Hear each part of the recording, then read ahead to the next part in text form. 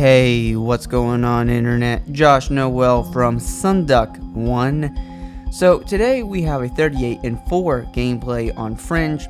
And now I know it's not like the highest, kill death spread on this channel, but I think there's a little bit to learn from, these type of games as well. So this is why I'm doing a video on it. So basically, my strategy on Fringe, when I start on the side of the map that I did, I like to rush this side of the map going into this building here through the windows, and and kind of taking a look at where the enemies were flanking and seeing if they went for our spawn, and then being able to take on any traffic that comes through this building to kind of start off the game. And then once the spawns start to get defined, I like to basically start flanking the sides of the map, and getting, especially on this building here, seeing what's in front of me as well, and then being able to clean out the building. Now you gotta be careful when you do this, because when I was standing on that roof over there, I could always been shot in the back, but I just went ahead and took the risk on that one.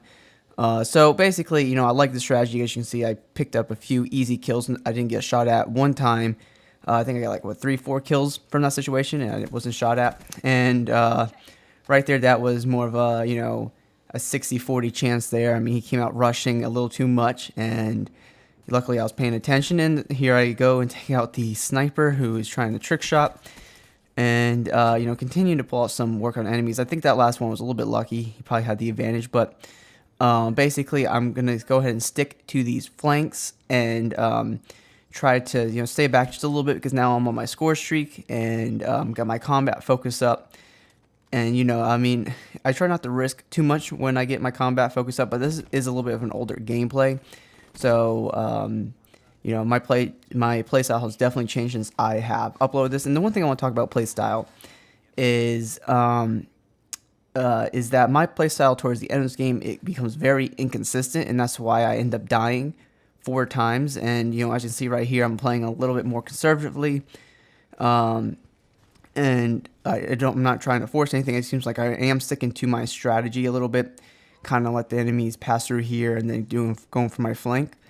And it seems like I kind of know what I'm doing. I'm confident about my strategy, and things work out for me. I'm not taking things way too fast. I'm taking it nice and slow, looking out for enemies, going for the deep flanks. As you can see, I was able to pick up somebody there on the deep flank, and continuing to flank the map and pick up enemies as I go. And I mean, the one thing about R.A.P.S, and the bad thing about R.A.P.S is that it can really take you out of the game, and I definitely blame the R.A.P.S for doing that to me, because I mean, now I'm running around the map not finding a single enemy, and when that happens, you start to kind of kill your momentum a little bit, just because when you do run into an enemy, you're not really prepared for it, and you're not warmed up anymore. You're not really sure how they're playing. I mean, it can be a mess having R.A.P.S. I mean, yeah, it's fun to have R.A.P.S, but there's definitely a downside to having it, and it's definitely something that I have to improve on, is being able to stay consistent once I call in the R.A.P.S.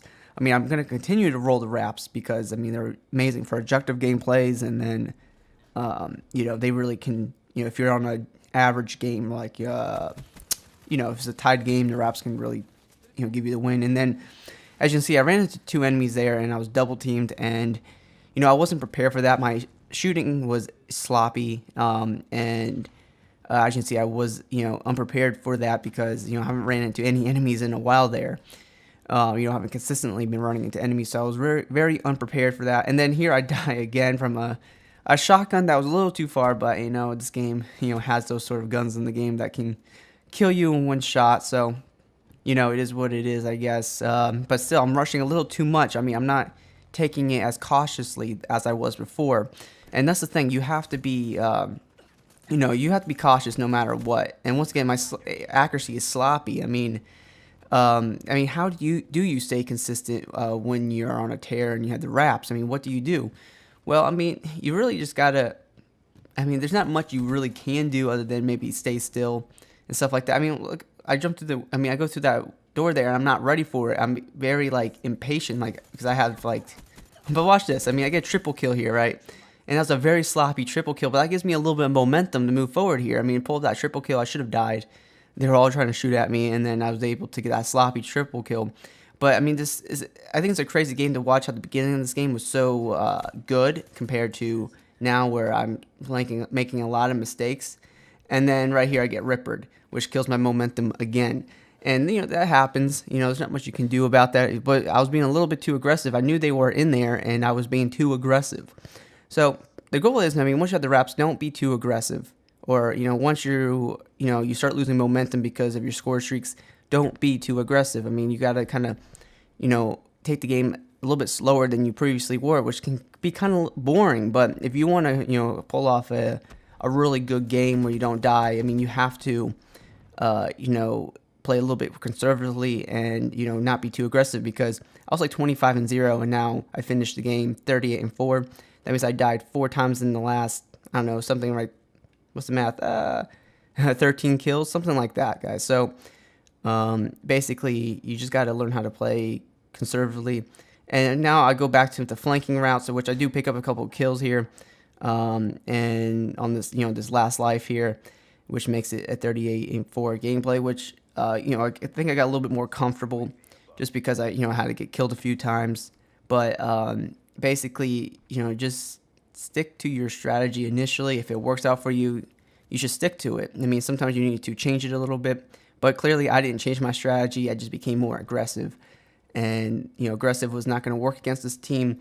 Playing a little bit more passively was the way to do it, and clearly it worked out at the beginning of the game and took out the guy who was going to melee me. So there it is, a 38-4 gameplay on Fringe.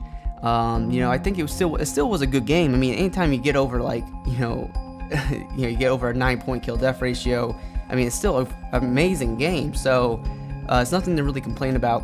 But just a few things we can take away from this gameplay and, get better at Black Ops 3. So guys, if you enjoyed the video, please drop a like. And if you're new to the channel, of course, please subscribe. I only have a few subscribers right now, 50-ish. But you know what? I love making these things, and I wish more people could see them. So guys, thank you guys so much for watching this video, and hopefully I'll see you soon.